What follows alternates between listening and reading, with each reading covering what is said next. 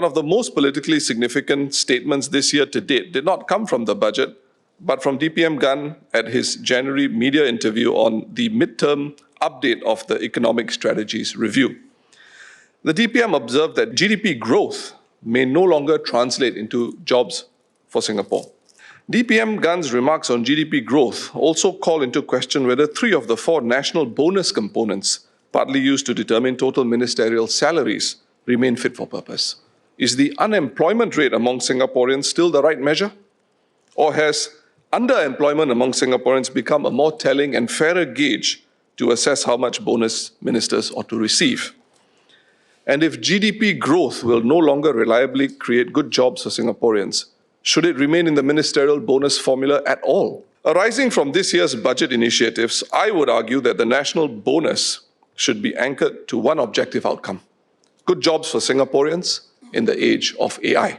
AI-related grants and subsidies must be ring-fenced for truly transformative productivity gains so that these taxpayers' subsidies are not gamed or abused. Singaporeans would remember the productivity and innovation credit scheme of yesteryear and how some individuals and businesses exploited it.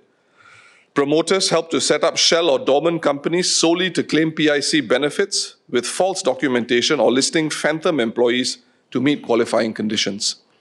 Other reports questioned how many genuine R&D breakthroughs were operationalized for businesses through the PIC scheme, and whether they moved the productivity needle in proportion to the subsidies that were paid out.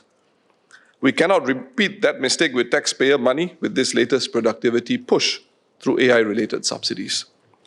For workers, the redesign of the Skills Future website to make AI learning pathways clearer is a welcome step. At an overarching and strategic level, the AI Council must take a special interest in ensuring that AI-related outcomes are scoped properly. Because done right, this raises Singaporean businesses and workers to higher productivity. Currently, the vouchers are distributed on a per-household basis regardless of household size. That is not equitable. A household of 2 individuals receives the same as a household of 5. I propose a simple and targeted adjustment. Retain the $500 base for all households of 3 members or fewer.